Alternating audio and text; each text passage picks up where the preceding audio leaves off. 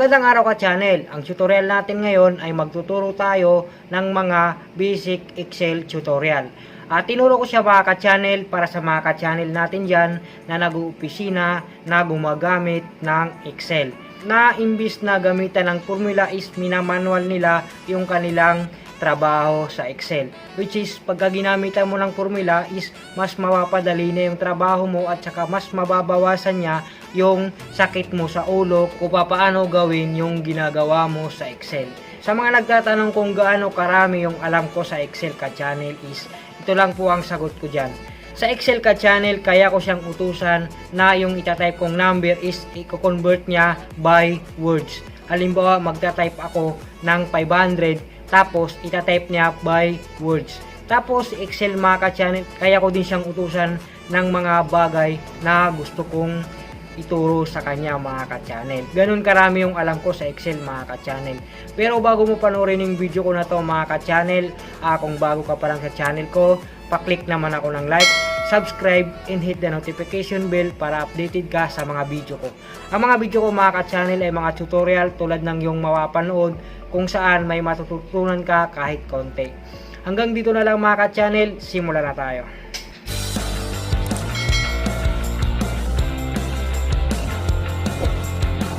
Ayun, magsimula na tayo mga ka-channel. Sa tutorial na ituturo ko mga ka-channel is kaya mong gumawa ng mga bagay na makakapagpadali ng mga mahihirap mong gawain sa Excel. Yung ituturo ko ngayon mga ka-channel is papakita ko kayo na yung ituturo kong formula is nagagamit ko siya. Yung ituturo kong formula ngayon mga ka-channel is ito yung ginagamit ko madalas. At saka alam ko marami ang gumagamit nito sa araw-araw. Kaya kung isa ka nag-uopisina, wala kang gaanong alam sa Excel mga ka-channel, panoorin mo yung video na to. Yung mga formulang aking ituturo mga ka-channel is ginagamit ko siya. Yung formulang ituturo ko is nakagawa ako ng payroll register. Yung payroll na ginawa ko is ang ilalagay mo lang ilang araw siya pumasok, ilan yung late niya, ilan yung absent niya, yung overtime niya, yun lang ang ilalagay mo. Tapos the rest si Excel na yung gagawa. Yung mga formula na ituturo ko ang gagawa ng the rest. Kung accountant ka ka-channel, may ginawa rin akong depreciation na si Excel na yung magdi-depreciate para sa'yo. Halimbawa, ang useful life ng isang fixed asset is 1 taon. So, i-depreciate ni Excel yon. Pagkatapos ng 1 taon, wala na. Titigil na yung depreciation. Kusang titigil. Ganon kalupit yung formulang ituturo ko ngayon mga ka-channel. So punta na tayo ka-channel sa ginawa kong payroll at ipapakita ko sa inyo yung mga formulang ginamit ko doon. At ituturo ko na din sa inyo kung paano nag-work yung formula na yon. So punta na tayo mga ka-channel. So kung makikita niyo mga ka-channel, ito yung payroll template na ginawa ko. Yung sinabi ko na ang ilalagay mo lang is yung ilang araw siya pumasok, ilang minutes yung overtime niya, ilang minutes yung late niya, at saka ilang araw yung absent niya. Yan lang yung itatype mo mga ka-channel, and the rest si Excel na yung gagawa. So, simulan na natin ka-channel. So, ito, ano bang mga formula yung ginamit ko dito? Para yun lang yung ilalagay natin, tapos the rest si Excel na yung gagawa. So, ang mong makikitang formula dito mga ka-channel is si VLOOKUP. Si VLOOKUP mga ka-channel, inuutusan mo si Excel. For example, ito si Roberto. Pinapahanap mo sa kabila kung ilan yung rate pag na-late siya ng 5 minutes. So, pagka itong nilagyan ko ng pula, itong mga pula mga ka-channel, yan yung lalagyan mo ng number para sa tuloy-tuloy na computation ni Excel. So, parang itong si Roberto mga ka-channel, ang makikita mo dito, pinapahanap ko sa kanya kung pag na-late siya ng 5 minutes, ilan yung magiging equivalent. So, halimbawa mga ka-channel, lagyan ko to ng 5. Automatic yan mga ka-channel, magkakaroon ng amount dito kung ilan yung amount ng late niya. So, lagyan ko ng 5, enter ko, makikita niyo mga ka-channel, ayun, 10 yung equivalent ng late niya. And then the rest, magre-reflect na yan hanggang dulo mga ka-channel. So, sige, turo natin yung VLOOKUP. Yung VLOOKUP mga ka-channel, pinapahanap ko sa kanya yung rate ni Roberto. So, yung formula na to mga ka-channel, is nakalink to dito sa sheet na rate. Nandito yung mga rate nila mga ka-channel. Ito yung rate nila. So, ito yung rate nila per day, ito yung rate nila per hour, at saka ito yung rate nila per minutes. So, yun yung rate nila sa sahod na ganito. So, si Roberto, ano yung payroll number ni Roberto? Ito yon 003. Tapos, tingnan natin dun sa rate. Ito si Roberto, 003. Tapos, ito yung per minute niya. So, pag nalit siya ng 5 minutes, ito yung ilalagay ni Excel. Ganun kalupit yung tutorial natin mga ka-channel. Okay. So, yung VLOOKUP, parang inutusan ko sa Excel na, oy Excel, pumunta ka nga sa kabila, hanapin mo kung magkano yung rate ni Roberto pagka na-late siya ng 5 minutes. So, ganito lang yan mga ka-channel. Kahit dito, ilagay ko dito, halimbawa, equals VLOOKUP,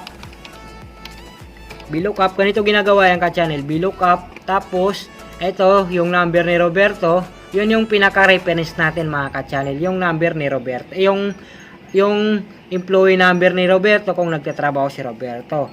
Tapos, lalagyan ko lang ng, ano ba yung tawag dyan? Quit na lang ka-channel para mas madali. Quit. Tapos, punta tayo sa rate. Tapos, punta ako dito. Tapos, quit ulit. Magbibilang ka ka-channel. 1, 2, 3, 4, 5. So, nandito yung rate niya per minute. So, lalagay ko yung 5, and then quit, and then false, and then close parenthesis. And then, i-enter ko yan mga ka-channel, malalagay yung rate ni Roberto dito. Itong 2 na to mga ka-channel, yung 2.01 na yan, mapupunta yan dito. So, enter ko mga ka-channel, ayun, napunta siya dun mga ka-channel. Marami lang siyang decimal places. So, tanggalin natin yung mga maraming decimal na yan, lagay natin 2 lang. So, ganito naman siya lagyan mga ka-channel. So, para mabawasan yung decimal places, gagawin na lang natin 2. And then, pipindutin lang natin itong dito sa taas. Makikita nyo itong kiniklik ko mga ka-channel hanggang sa maging 2. So, ayun. 2 na lang yung decimal places natin. So, ayun. So, ganun siya ginagawa mga ka-channel. Parang inuutosan mo yung Excel na, oy, si 003, employee number ni Roberto. Hanapin mo nga yung rate niya dito sa kabila. O, diba ka-channel? Which is, kung hindi ka marunong sa ganyang formula mga ka-channel, is imamanual mo, which is mas mahirap ka-channel, di ba? So pagka marunong ka sa Excel, napakadali ng buhay mo, ang sarap. So yan ang una nating ituturo, si VLOOKUP. Madalas ko ginagamit yan ka-channel. So tingnan natin ulit yung formula dito. So sir, yung tinuro mo VLOOKUP lang, tapos dun sa una may nakalagay na F error. Okay, kay F error naman tayo. Si F error mga ka-channel, dinudugtong ko siya sa VLOOKUP. Ang function ni F error, halimbawa ginamit mo siya mga ka-channel, tapos inutusan mo yung Excel. Inutusan mo yung Excel na pumunta siya sa kabila at hanapin yung rate ni Roberto doon. Kung wala siyang makikitang rate ni Roberto doon, ang ilalagay niya pagka wala siyang F error is NA. Ibig sabihin wala siyang nakita. Pagka nilagyan mo siya ng F error mga ka-channel, imbis na mag NA, ang ilalagay niya 0 lang. 0 lang ang ilalagay niya. Wala siyang ibang ilalagay kundi 0. So, halimbawa ka-channel, tanggalin natin yung rate ni Roberto dito. Yan. Tapos, punta tayo dun sa ating payroll. Tapos, lagyan natin F error. F error. VLOOKUP. Tapos, si Roberto. Tapos, punta tayo dun sa rate. And then, punta tayo dito. Tapos, lagay natin yung 5. Tapos, lagay natin yung false. Tapos, close parenthesis. Tapos, quit. Tapos, close parenthesis. And then, enter natin mga ka-channel. And then, ayun. Wala siyang ilalagay mga ka-channel. So, ganito naman ka-channel. Tanggalin natin yung F error na yan. Para makita niyo yung NA talaga yung ilalagay. So, tanggalin ko lang mga ka-channel. Okay, enter ko. So, ayun, di ba mga ka-channel, NA nga yung nilagay ni Excel. Ganon kalupit yung Excel na yan mga ka-channel. Ganon siya gamitin. So, ganon gamitin ka-channel yung F error. So, dito naman tayo. So, ituturo ko na din ka-channel kung ano yung pakinabang ng lock na tinatawag sa Excel. Yung lock mga ka-channel, parang dollar sign siya. Parang S na may ganon. Yung dollar sign. Ang gamit ng mga ka-channel is gagamitin mo sa Excel yon para pagka gumamit ka ng formula, hindi gagalaw yung formula mo. So, paano ba maggumamit ng lock? So, ganito lang gumamit ng lock mga ka-channel. Pipindutin mo lang yung formula mo, tapos pipindutin mo lang yung range na ayaw mong pagalawin. So, sir, paano ba siya nilalagyan ng lock? So, ganito lang yung mga ka-channel. Madali lang yan. Pipindutin mo lang yung F4. Yun. Nakita mo yun mga ka-channel. So ilapit natin konti. Ilapit natin konti mga ka-channel. Tapos pindutin natin yung F4. Tapos ayun. Yung number sign na yan mga ka-channel, lock yan. Hindi gagalaw yung formula mo. Kahit nasaan mo siya dalhin mga ka-channel, kahit i-copy mo yan tapos i-paste mo sa kabila, hindi gagalaw yung formula mo. Ganun gamitin yung lock na yan mga ka-channel. Tapos na tayo sa if error mga ka-channel, sa sum if naman tayo. Sa sum if mga ka-channel, parang pagka marami yung database mo, parang gusto mong utusan yung Excel na, uy, marami yung database ko, i-summarize mo nga dito magkano yung sahod ni Roberto sa loob ng isang taon. Which is pagka hindi ka marunong gumamit ng sum if, imamanual mo siya. Plus. Pagka nagkataon, magkakamali ka pa kasi may makakaligtaan kang i-plus. Ganun gamitin yung sum if mga ka-channel. So ganito lang naman yan i-sum if mga ka-channel. Halimbawa, so maglagay tayo ng range dito. So halimbawa ito mga ka-channel, si Alvin. Gusto mong ilagay dito kung magkano yung total ng sahod niya. Kasi kung hindi mo alam yung sum if mga ka-channel is imamanual mo yan kung magkano yung sahod ni Alvin, ganito gagawin mo, plus. Which is kung marunong ka mag-sum if, napakadali lang yan. Isang click mo lang ng formula, tapos na. Diba? Which is mas malilis pa yung error mo.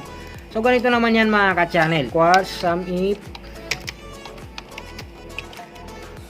and then pangalan ni Alvin, then pangalan dito, and then yung range kung saan mo hanapin, pwedeng hanapin mo dito dito, tapos close parenthesis, and then enter mo, and then ayun, tinotal niya mga ka-channel. Ganun lang kadali yung buhay mo. Pinadali ng Excel mga ka-channel. So ganun kadaling gamitin si sum if mga ka-channel. So ulitin natin mga ka-channel. Ganito lang gawin yan mga ka-channel. Halimbawa, gagamit ka ng sum if equals sum if, and then pipindutin mo yung pangalan ni Alvin dito. Pwede naman dito yan mga ka-channel. Dito, tapos dito, tapos kung saan mo hanapin yung kinita ni Alvin, yung sahod niya, and then close parenthesis, and then enter. So pagka yan mga ka-channel, di mo siya ginamitan ng lock, gagalaw yan mga ka-channel pagka kinapi mo sa kabila. So pagpalagay natin na kinapi ko siya dito sa baba, so makikita nyo ka-channel, walang lagay kasi gumalaw yung Excel. Nakikita nyo ka-channel, gumalaw, wala siyang lock kasi gumalaw yung range nung sinubmit natin. So kailangan natin siyang gamitan ng lock para hindi siya gumalaw. Ilalock natin yung formula natin. So gamitan natin siya ng number sign. Gagamitan lang natin number sign, tapos enter, and then kahit saan ko kopyahin yan mga ka-channel, hindi gagalaw yan kasi nakalock siya. Ganun gamitin yung sum if mga ka-channel. Ganun yung sa mga ganyang formula mga ka-channel is mapapadali niya na yung problema mo sa Excel. Ituturo ko na rin sa inyo yung auto sum na tinatawag. Kasi nung bago-bago pa lang ako ka-channel, bago-bago pa lang ako nag-opisina, minamanual ko yan mga ka-channel pagka gusto kong i-plus. Pina-plus ko yan hanggang makarating ako dito sa dulo. Which is may maroon pa lang mas madaling paraan. Kasi pagka ganun, may possible pwede ka magkamali. Pipindutin mo lang yung alt equals, ipa-plus na niya lahat yan. Pipindutin mo lang yan ka-channel. Pipindutin mo lang yung alt plus, alt equals, i-enter mo lang, tapos na. Which is nung bago-bago pa lang ako mga ka-channel, minamano-mano ko yan isa-isa. Plus. Napakahirap. So, natutunan ko lang din na pwede pala yung auto sum, igaganyan mo lang din, alt plus, and then si Excel na yung bahala. So, meron pa akong ituturo mga ka-channel. Ituturo ko na rin sa inyo yung tinatawag na if. Yung if mga ka-channel, ginamit ko siya nung gumawa ako ng depreciation table. Yung if naman ka-channel, ginagamit siya situational. Depende sa iyo kung ano ang gusto mong sabihin ni Excel o kung ano ang gusto mong gawin ni Excel. Yung if na ginawa ko mga ka-channel, ginamit ko siya sa depreciation. Halimbawa, sa loob ng isang taon, i-depreciate mo yung fixed asset mo. I-depreciate mo yung bahay mo sa loob ng isang taon. Pagkatapos ng isang taon, titigil yung depreciation mga ka-channel. Sasabihin ni Excel, oy, naubos na yung depreciation. So, if yung ginawa ko dun mga ka-channel. So, ipapakita ko sa inyo yung table na yun mga ka-channel. Ito yung table na ginawa ko mga ka-channel. Makikita natin ang useful life niya, 10 buwan lang. So, pagka tinignan mo hanggang dulo mga ka-channel is titigil yung depreciation. So 10 buwan, nakikita nyo wala na siyang depression mga ka-channel, naubos na. So ganun kalupit yung if na yan mga ka-channel, situational yan. So mahirap lang siyang basahin mga ka-channel kasi kung makikita nyo ang daming if, marami kasi akong if sa buhay kaya ginamit ko na rin siya sa Excel.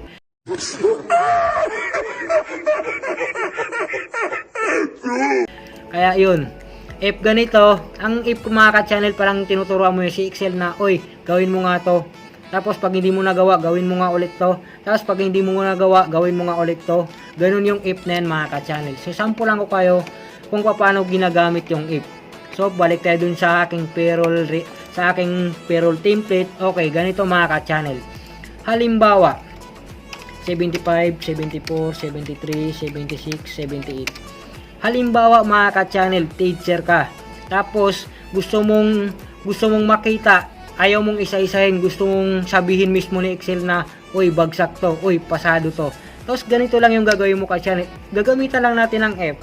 F, tapos gaganito mo lang, tapos greater than 75, and then quit, and then utusan mo siya, sasabihin niya pass, and then kung below 75 sasabihin niya failed, and then tapos close parenthesis, and then sasabihin niya pass. Diba ka-channel? Sasabihin mo kay Excel, oy, kung teacher ka, sabihin mo, uy, sabihin mo nga sa akin kung bagsak to o ano to, ayaw ko kong isa-isahin. So ganun mo lang, gagawin mo lang siya ng Excel, i-drag down mo lang, sasabihin na ni Excel, oy, pasado, oy, bagsak. Ganun kadaling, ganun gamitin yung if na yan mga ka-channel. Yan yung pinaka simpleng paraan sa paggamit ng if.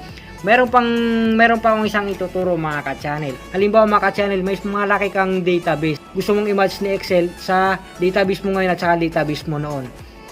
Halimbawa, magta-type ka dito 74, 73, 73, 75, 76,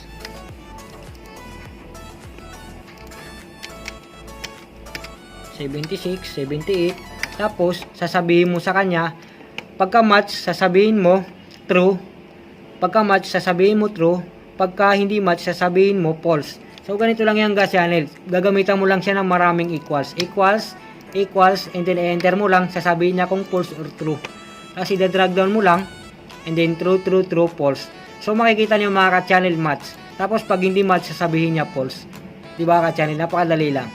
So yun yung mga simpleng tutorial natin mga ka-channel na sigurado kung pagka pinanood mo yung video na to, malaki ang maitutulong sa'yo sa Excel pagka ginamit mo siya, pagka napanood mo yung video na to. Meron akong pinakahuling ipapakita mga ka-channel, which is sa pag-aaral ko sa Excel, ito yung pinakamahirap. Yung number, gagawin mong per words. For example, nag-type ka ng 5,000, sasabi niya in words 5,000. So ipapakita ko sa inyo ka-channel na gumawa ako ng ganong template. So ito yung ipapakita ko sa inyo mga ka-channel. Dito sa blue, magta-type ako ng number dyan. Dito sa yellow, sasabihin niya yung amount in words. So pag nag-type ako dito ng 500, ita-type niya dyan yung amount in words. So subukan natin mga ka-channel. 500 dyan, pagka in-enter ko yan, sasabihin niya dyan sa yellow, amount in words. Ayun mga ka-channel, sinabi niya yung amount in words, 500. So halimbawa mga ka-channel, type ako dyan na kahit anong number, sasabihin na yan amount in words. Yan yung pinakamahirap na gawin sa Excel mga ka-channel. Kasi pinoprogram mo yung Excel na pag nakakita siya ng number dito, sabihin niya yung amount in words. Ito lang sinabi ko, ito lang yung pinakamahirap kong ginawa sa Excel ka-channel. Itong magta-type ka lang ng number, gagawin niya amount in words. Which is, ang ina-explore ko ngayon mga ka-channel is yung magta-type naman ako ng words, gagawin niyang number. Hindi ko pa siya nagagawa mga ka-channel, pero malapit na. Binabaliktad ko naman siya, magta-type ako ng words, sasabihin niya by number. So yun yung tutorial natin mga ka-channel, sana nasundan mo. Hanggang dito na lang yung tutorial natin mga ka-channel. Kung may baka pang mga tanong, ay comment mo lang dyan sa baba. At pagka may mga free time tayo mga ka-channel, sasagutin natin yan. So hanggang dito na lang mga ka-channel, maraming salamat po.